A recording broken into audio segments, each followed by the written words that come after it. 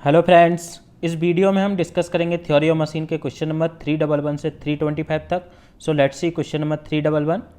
इस क्वेश्चन में पूछा है the period of A simple pendulum can be doubled by increasing the length, कि लेंथ को कितना अपन इंक्रीज करें जिससे जो टाइम पीरियड है पेंडुलम का वो कितना हो जाए, डबल हो जाए। ठीक है, तो वो पूछा गया फ्रेंड्स लेंथ के बारे में।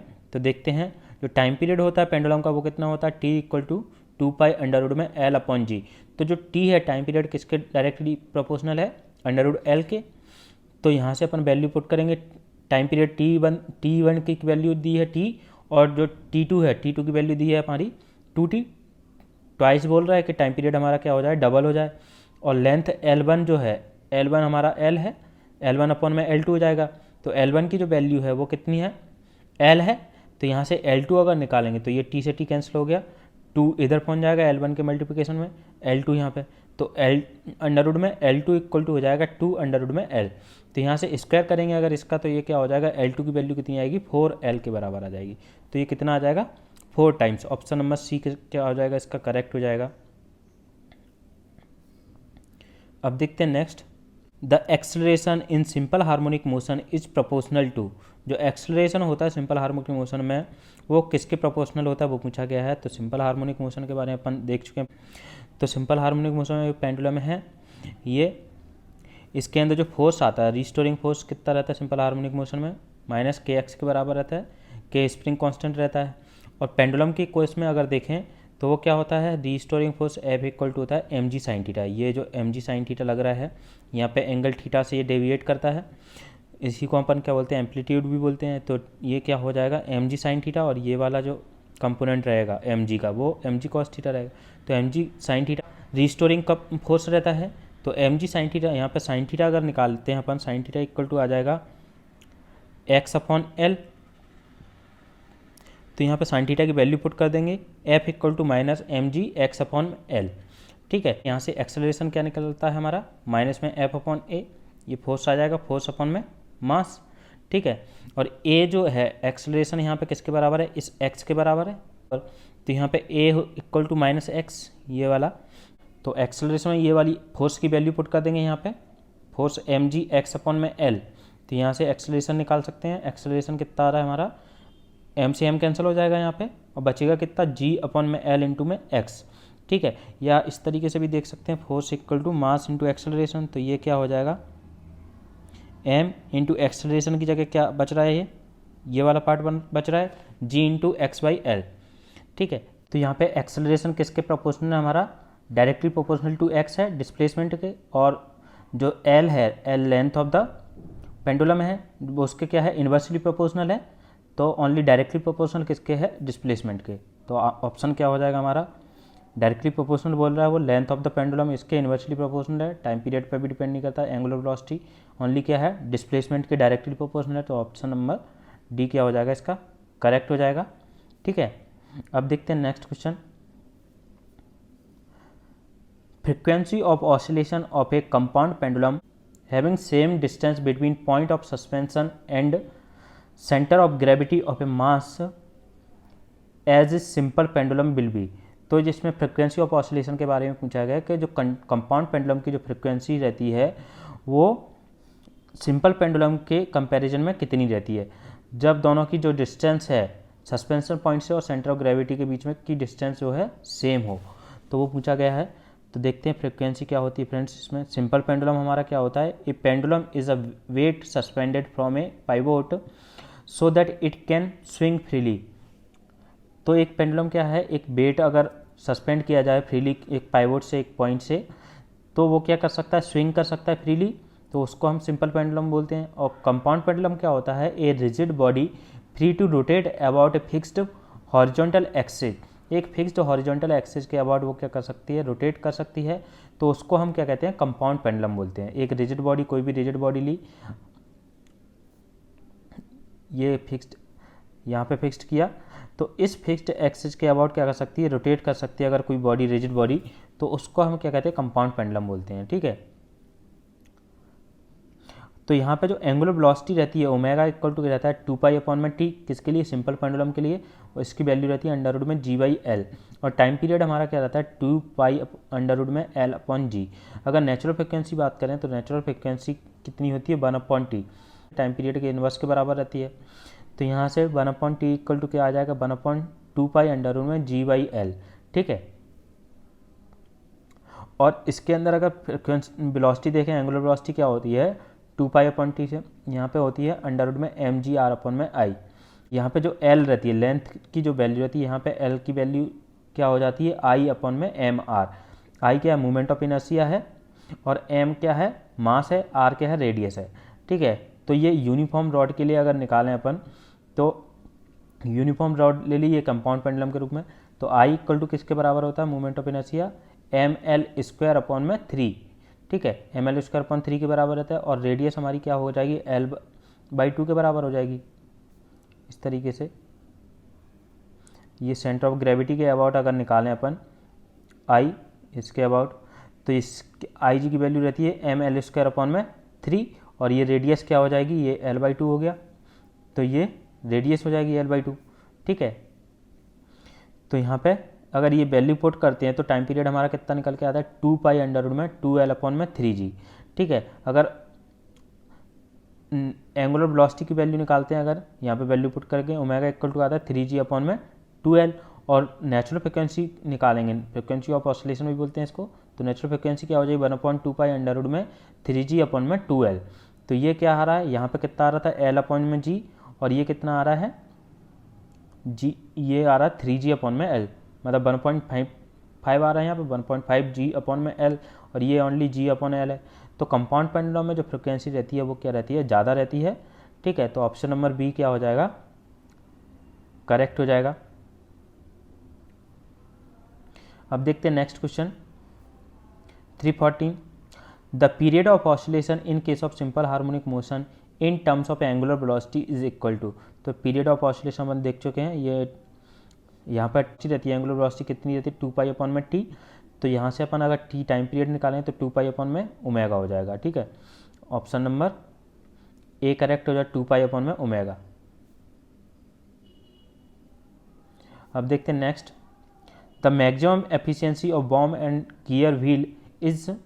जो मैक्सिमम एफिशिएंसी के बारे में अपन देख चुके हैं बॉम और बॉम गियर की, तो वो कितनी होती है फ्रेंड्स, ये होती है, ये आती है 1 - sin φ/1 + sin φ, ठीक है। तो यहाँ पे फाई क्या है, प्रेशर एंगल है। अगर यहाँ पे थीटा की बात करें, यहाँ पे मैक्सिमम एफिशिएंसी कितनी आती है, थीटा प्लस में फाई प्लस में 1 cos थीटा माइनस फाई। यहाँ पे थीटा क्या होता है, शाफ्ट एंगल रहता है, और यहाँ पे फाई क्या है, ये प्रेशर एंगल है। तो यहाँ पे क्या बोल रहा है, dependent on whether worm is a driver, इस बात पर डिपेंड कर रही है, किस पे डिपेंड कर रही है, अपनी प्रेशर एंगल पर डिपेंड कर रही है। तो ये क्या हो जाएगा, independent of whether the bomb और gear wheel is a driver. तो ऑप्शन नंबर सी क्या हो जाएगा, करेक्ट हो जाएगा इसका। अब देखते हैं next, the natural frequency for the beam shown in the given below figure will be. तो ये सिंपली सपोर्टेड बीम दी गई है फ्रेंड्स, सिंपली सपोर्टेड बीम के लिए पूछा गया है कि नेचुरल फ्रिक्वेंसी कितनी होगी, ठीक है। तो नेचुरल फ्रिक्वेंसी हमारी क्या होती है, नेचुरल फ्रिक्वेंसी होती है किसी भी सिस्टम की Fn equal to 1/2π√k/m, k क्या है, स्प्रिंग स्टिफनेस है, और m क्या है, मास है, ठीक है। तो इसको अपन अगर डिफ्लेक्शन के रूप में लिखा जाए, यहाँ पे k की वैल्यू क्या हो जाती है mg, वेट अपन में डिफ्लेक्शन, स्प्रिंग स्टिफनेस क्या होती है, लोड अपन डिफ्लेक्शन। तो लोड क्या हो गया, mg हो गया, और अपन में डिफ्लेक्शन डेल्टा हो गया, ठीक है। तो यहाँ पे ये वैल्यू पुट की तो m से m कैंसिल हो गया, यहाँ पे बचा क्या है 1/2π√g/डेल्टा। डेल्टा क्या है, स्टैटिक डिफ्लेक्शन है। अगर सिंपली सपोर्टेड बीम की बात करें तो सिंपली सपोर्टेड बीम में जो मैक्सिमम डिफ्लेक्शन रहता है वो कितना रहता है हमारा WL/48 EI। तो यहाँ पे W की जगह F दिया है, तो ये क्या हो गया हमारा FL/48 EI। तो ये वैल्यू अपन यहाँ पे पुट करेंगे ये डेल्टा की जगह, तो ये क्या हो जाएगा नेचुरल फ्रिक्वेंसी 1/2π√48 EIg/FL3, ठीक है। तो आंसर क्या हो जाएगा हमारा ए हो जाएगा। अब देखते हैं next, the natural frequency for the beam, ये कैंटिलीवर बीम दी गई है, इसके लिए नेचुरल फ्रिक्वेंसी निकालनी है फ्रेंड्स, ठीक है। तो कैंटिलीवर बीम के लिए जो डिफ्लेक्शन रहता है वो कितना रहता है, मैक्सिमम डिफ्लेक्शन WL/3 EI।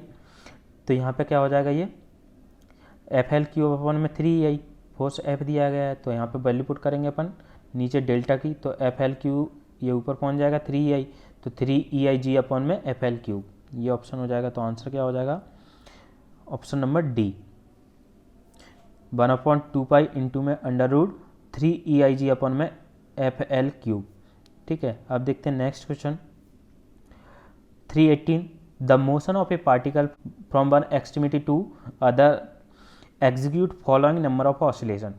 तो जब किसी भी पार्टिकल की मोशन होती है इस तरीके से, ये हमारा ये पार्टिकल है, अगर ये मूव कर रहा है यहाँ से इस साइड में, यहाँ पे ये एक्सट्रीम पोजीशन हो गई, तो यहाँ से वापस जाके यहाँ पे जाएगा, ठीक है। तो ये एक्सट्रीम पोजीशन हो गई, तो जब यहाँ से यहाँ जाता है और यहाँ से यहाँ जाता है, तो ये पूरा कंप्लीट एक ऑसिलेशन कहलाता है। ये यहाँ पे एक्सट्रीम पोजीशन हो गई और ये एक्सट्रीम पोजीशन हो गई और ये मीन पोजीशन कहलाती है, ठीक है। तो यहाँ से यहाँ जाने में और यहाँ से वापस यहाँ आने में, तो ये पूरा कंप्लीट क्या कहलाता है, एक कंप्लीट वन ऑसिलेशन कहलाता है। लेकिन क्वेश्चन में पूछा गया कि यहाँ एक्सट्रीम पोजीशन इससे ए से एक्सट्रीम पोजीशन बी तक जाने में कितने ऑसिलेशन करेगा, तो यहाँ से यहाँ तक जाने में केवल कितना करेगा, हाफ ऑसिलेशन करेगा। तो इसलिए इसका आंसर क्या हो जाएगा, ऑप्शन नंबर सी हो जाएगा, हाफ ऑसिलेशन, ठीक है। अब देखते हैं next, critical speed depends on, critical speed किस पे डिपेंड करती है वो पूछा गया है। तो क्रिटिकल स्पीड होती क्या है वो देखते हैं फ्रेंड्स, व्हर्लिंग ऑफ शाफ्ट। तो व्हर्लिंग ऑफ शाफ्ट में जब क्या होता है, ये हमारा एक शाफ्ट है, ठीक है, शाफ्ट के ऊपर ये रोटर लगा हुआ है, जब ये रोटर रोटेट करता है तो रोटेट करते समय इसमें क्या लगता है, एक सेंट्रीफ्यूगल फोर्स लगता है। सेंट्रीफ्यूगल फोर्स लगने के कारण इसका जो इसेंट्रिसिटी है, इसेंट्रिसिटी क्या करती है, इंक्रीज करती है, क्योंकि यहाँ पे क्या होगा, डिफ्लेक्शन आएगा, डिफ्लेक्शन होगा क्योंकि फोर्स हमारा क्या लग रहा है इस डायरेक्शन में, सेंट्रीफ्यूगल फोर्स लग रहा है। इस फोर्स के कारण क्या होता है, इसकी इसेंट्रिसिटी बढ़ जाती है, मतलब सेंट्रीफ्यूगल फोर्स भी इंक्रीज हो जाता है। तो क्रिटिकल और whirling speed is the speed at which the shaft tends to vibrate violently in the transfer direction. तो क्रिटिकल स्पीड और व्हर्लिंग स्पीड वो स्पीड होती है जिस पर शाफ्ट क्या करता है, वाइब्रेट करता है violently in the transfer direction में, ठीक है। तो यहाँ पे अपन इसका कैलकुलेट करेंगे वैल्यू, ये जो डिफ्लेक्शन है y की वैल्यू। तो s क्या है, stiffness of the shaft, e initial eccentricity है और m mass of the rotor, इसका मास है, और y क्या है, एडिशनल डिफ्लेक्शन है, और ओमेगा एंगुलर वेलोसिटी है। तो इसमें सेंट्रीफ्यूगल फोर्स हमारा क्या हो गया, ये m इंटू वाई प्लस में e इंटू में होगा स्क्वायर, और रजिस्टिंग फोर्स क्या होगा, इसका स्प्रिंग कांस्टेंट इंटू में जितना डिफ्लेक्शन आ रहा है, तो s इंटू वाई हो जाएगा। ये दोनों इक्विलिब्रियम कंडीशन में बराबर रहेंगे, तो एस वाई इक्वल टू हो जाएगा m into y into e into में ओमेगा स्क्वायर। इसको कैलकुलेट करेंगे तो यहाँ पे e अपॉन ये आ रहा है s upon m omega square minus में 1, तो यहाँ पे s अपॉन m क्या होता है, ओमेगा है, ओमेगा एंगुलर वेलोसिटी है, तो यहाँ पे s अपॉन m की जगह अपन ने क्या रख दिया, ओमेगा नेचुरल फ्रिक्वेंसी। ये हमारी y की वैल्यू निकल के आती है। तो जब omega is equal to omega n, the deflection y is infinitely large, जब ओमेगा की वैल्यू ओमेगा एन के बराबर रहती है तो ये 1 माइनस 1 क्या हो जाएगा, 0 हो जाएगा, इनफाइनाइट, और 0 का उल्टा क्या हो जाएगा, इनफाइनाइट। तो डिफ्लेक्शन की वैल्यू क्या हो जाती है, इनफाइनाइट हो जाती है।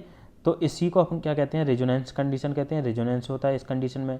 तो omega is the critical speed, omega critical speed होती है जब ओमेगा सी इक्वल टू किसके बराबर है, नेचुरल फ्रिक्वेंसी ओमेगा एन के बराबर है, अंडर रूट में एस बाई एम। तो क्रिटिकल स्पीड क्या होती है, किस पे डिपेंड करती है, स्टिफनेस एंड मास, दोनों पे डिपेंड कर रही है। तो इसलिए इसका आंसर क्या हो जाएगा हमारा, option number C, stiffness and mass. अब देखते हैं next question 320, the factor which affect critical speed of shaft is. तो जो फैक्टर्स क्या क्या इफेक्ट करते हैं शाफ्ट की क्रिटिकल स्पीड को, वो हमारी क्या है, इसेंट्रिसिटी भी इफेक्ट कर रही है यहाँ पे इसेंट्रिसिटी इफेक्ट करती है, और शाफ्ट की लेंथ वो भी इफेक्ट करती है, और शाफ्ट की जो रोटर की डायमीटर है, रोटर की डायमीटर, इसकी अगर डायमीटर ज़्यादा होगी तो डिफ्लेक्शन ज़्यादा होगा। तो इस तरीके से इसकी डिस्क की जो डायमीटर है वो भी क्या करती है, इफेक्ट करती है। तो यहाँ से इसका आंसर क्या होगा, ऑप्शन नंबर डी हो जाएगा। अब देखते हैं next, the primary disturbing force due to inertia of reciprocating parts in an engine is equal to. Primary disturbing force के बारे में पूछा गया फ्रेंड्स, ये हम देख चुके हैं लास्ट लेक्चर में। ये इस तरीके से होता है हमारा, ये क्रैंक है और ये सिलेंडर है। इसमें क्या लगता है, जब ये रोटेट करता है तो इसमें क्या करता है, एक प्राइमरी फोर्स यहाँ पे आता है। अनबैलेंस फोर्स कितना आता है, M R omega square cos theta plus में M are omega square cos 2 theta upon में एन। तो ये हमारा प्राइमरी फोर्स कहलाता है और ये सेकेंडरी फोर्स कहलाता है। प्राइमरी फोर्स क्या होता है, बहुत ज़्यादा होता है सेकेंडरी फोर्स के कंपैरिजन में, ठीक है। तो प्राइमरी फोर्स की वैल्यू क्या होती है, M R omega square cos theta, और इसमें जो एक्सेलरेशन रहता है, एक्सेलरेशन क्या होता है, आर ओमेगा स्क्वायर इंटू में कॉस थीटा प्लस में कॉस 2 थीटा बाई एन, ठीक है। तो इसका आंसर क्या हो जाएगा, एम की जगह अपन क्या रख सकते हैं, डब्ल्यू इक्वल टू होता है एम जी, तो एम की जगह क्या रख दिया है यहाँ पे, डब्ल्यू बाई जी, ठीक है। तो ये डब्ल्यू बाई जी क्या हो जाएगा, W by G omega square R into में cos theta. Option number A correct हो जाएगा इसका। अब देखते हैं next question 322, the maximum magnitude of the unbalanced force in a line perpendicular to the line of stroke is non age. तो maximum magnitude unbalanced force का जो कहाँ लग रहा है, लाइन ऑफ स्ट्रोक के परपेंडिकुलर डायरेक्शन में लगता है, उससे हम क्या कहते हैं, ये पूछा गया है इस तरीके से। ये हमारा क्रैंक रहता है, ये लाइन ऑफ एक्शन हो गया, ये हमारा सिलेंडर हो गया, ठीक है। तो ये लाइन ऑफ एक्शन हो गया, तो इसकी परपेंडिकुलर डायरेक्शन में जो फोर्स लगता है उसके कारण क्या होता है, वो पूछा गया है फ्रेंड्स। तो देखते हैं, तो इस तरीके से हमारा क्या है, यहाँ पे ये क्रैंक हो गया, ठीक है। क्रैंक में बैलेंसिंग मास लगाते हैं, वो रोटेट करता है बैलेंसिंग मास, तो उसके रोटेट करने के कारण क्या होता है, एक कंपोनेंट इधर आता है और एक साइन कंपोनेंट इधर आता है। तो ये हमारा साइन कंपोनेंट है B B omega square sine theta, ठीक है। B B omega square sine theta के कारण ये जब मैक्सिमम होता है, इसकी वैल्यू कितनी होगी, बी बी ओमेगा स्क्वायर के बराबर होती है। तो इसी के कारण क्या होता है, हमारा हैमर ब्लो होता है, ठीक है, हैमर ब्लो होता है। तो ये क्या है, hammer blow is the maximum vertical unbalanced force caused by the mass provided to balance the reciprocating mass। तो ये हमारा क्या है, वर्टिकल अनबैलेंस्ड फोर्स होता है, ठीक है। वो कहाँ लग रहा है, ये जो इनलाइन है, ये लाइन ऑफ स्ट्रोक है, उसके परपेंडिकुलर डायरेक्शन में लगता है, तो इसलिए इसका आंसर क्या हो जाएगा, ऑप्शन नंबर बी। अब देखते हैं next, the secondary disturbing force due to inertia of reciprocating parts in engine is equal to. तो वो क्या होता है हमारा, हमने अभी देखा m are omega square cos 2 theta upon में एन। तो एम की जगह क्या है, W upon g omega square r cos 2 theta upon में एन। ऑप्शन नंबर बी हो जाएगा, एम आर ओमेगा स्क्वायर, तो omega square W upon g into में ओमेगा स्क्वायर इंटू में आर इंटू में कॉस 2 थीटा अपॉन में n, ठीक है। अब देखते हैं next question, in locomotives the effect of secondary forces is proportional to the weight of the reciprocating parts transferred to rotational mass at a radius of।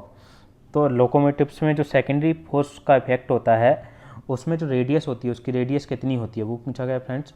तो ये भी हम लास्ट लेक्चर में अच्छे से डिस्कस कर चुके हैं फ्रेंड्स। ये हमारा प्राइमरी क्रैंक है, प्राइमरी क्रैंक में जो फोर्स होता है वो m are omega square cos 2 theta रहता है, और ये क्या करता है, इसका मास जो है एंगल थीटा से टर्न करता है, और इसकी जो एंगुलर वेलोसिटी है वो कितनी रहती है, ओमेगा रहती है, ठीक है। लेकिन जो सेकेंडरी फोर्स रहता है, सेकेंडरी क्रैंक में जो सेकेंडरी फोर्स जनरेट होता है वो कितना 2 थीटा से टर्न करता है, और उसकी जो फ्रिक्वेंसी रहती है, फ्रिक्वेंसी कितनी रहती है, 2 ओमेगा रहती है, ट्वाइस रहती है प्राइमरी फोर्स के। और जो रेडियस रहती है, ये रेडियस होती है, रेडियस कितनी है, आर अपॉन 4n, ठीक है, आर अपॉन 4n रहती है। तो यहाँ पर रेडियस क्या हो जाएगी, यहाँ आर अपॉन 4n रहती है, और n की वैल्यू कितनी आ रहती है, एल अपॉन आर। तो आर ऊपर पहुंच जाएगा, तो ये कितना हो जाएगा, आर स्क्वायर अपॉन में 4l, ठीक है।